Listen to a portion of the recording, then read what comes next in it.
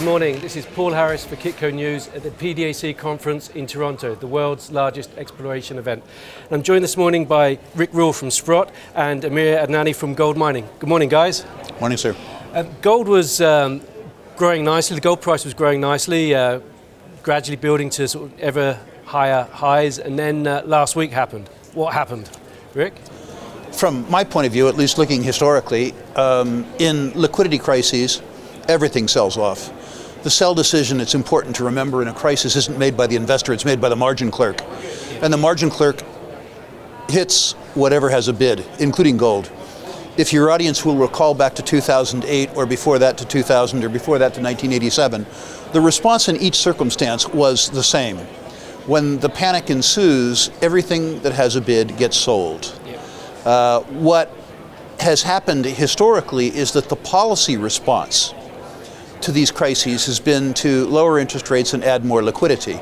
That policy response is very good for gold. So you'll remember back in all of those circumstances, after the initial sell-off, gold did very well. And my suspicion is that gold will do well this time for the same reasons, and also because the case for gold, the bullish case for gold that existed until a week ago, exists today too. Well, I think the Federal Reserve Chairman made some comments that they're looking at things, they're going to support it, and I think a lot of the market expects another interest rate cut in March. If that's what they wanted to do anyway, which is what I think they wanted to do, you'll remember Obama's old chief of staff, Rahm Emanuel, once said, never let a great crisis go to waste. Yeah. And I suspect that this gives them a wonderful opportunity to do what they already wanted to do. President Trump, of course, has been beating them up to take interest rates lower.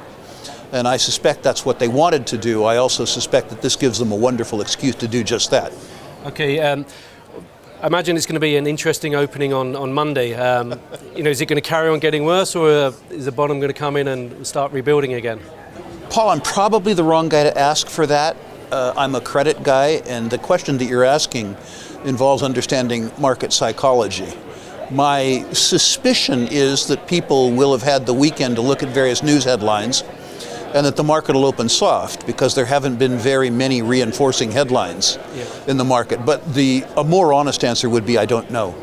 Let's change track slightly. Amir, with gold mining, the company's strategy is the sort of gold optionality model of basically banking resources, perhaps taking advantage of downturns like this to bank more resources. How do you see this as an opportunity for you? And Rick, what's your viewpoints of your view of that kind of model for building resources? I mean, my quick thoughts on that would be that the environment that we're in right now does create more difficulties for junior resource companies to be able to attract capital and have a reasonable cost of capital.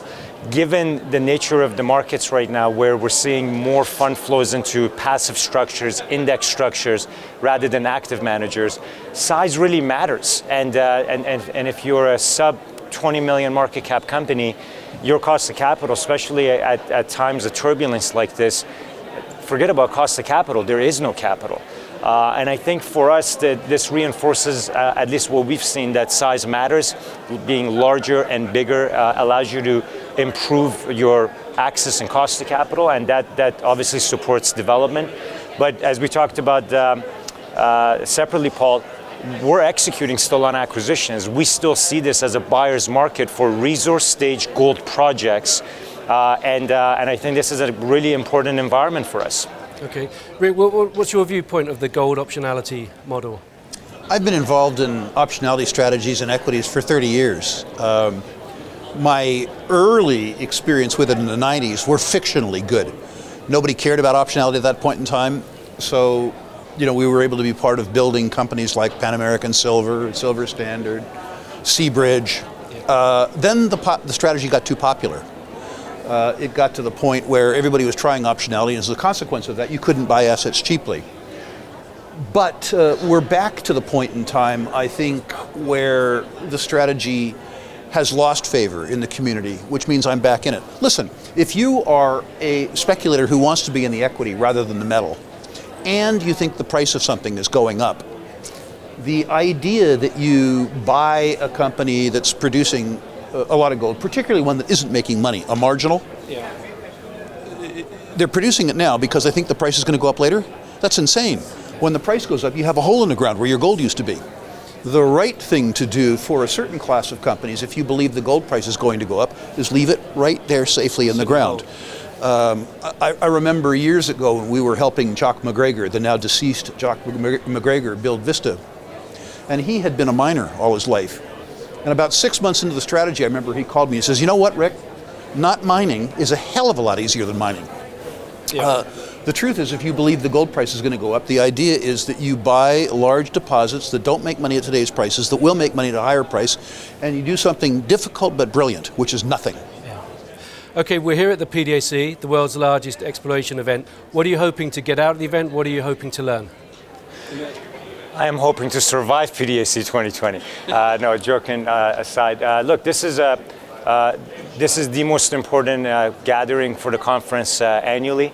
And there's the timing vis-a-vis the stronger gold price environment. This is the strongest gold price we've seen in the last 8 years. That's going to lead greater interest in this conference. So I'm curious to see what kind of deals and what kind of deal making happens. The PDAC is always wonderful for that. And obviously I have my eyes and ears to what's happening in Washington, D.C. this week with Trump's uranium report that we're expecting to see. That might have some overflow of trickling of interest coming into the PDAC as well. Okay, and Rick, finally? At Sprott, we have our checkbooks out. We have been trying to do transactions. We have a lot of cash ourselves. We have a lot of cash in our various investment projects. The last 120 days, the issuers have been playing just in time with money. They've been expecting their share prices to go higher.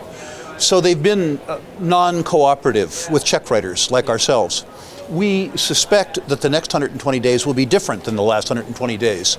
We have a list of companies that we'd like to get to know better, and we would encourage people who would like to get to know us to do it. I'm basically going to be wandering the aisles with my checkbook out. It won't be easy to separate me from a check, but it's certainly worth trying. They like the Willy Wonka golden checks. That's the one.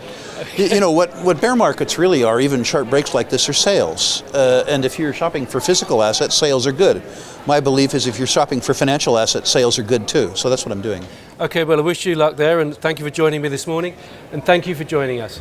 Find out more, stay tuned on kitco.com for more from the PDAC from Toronto.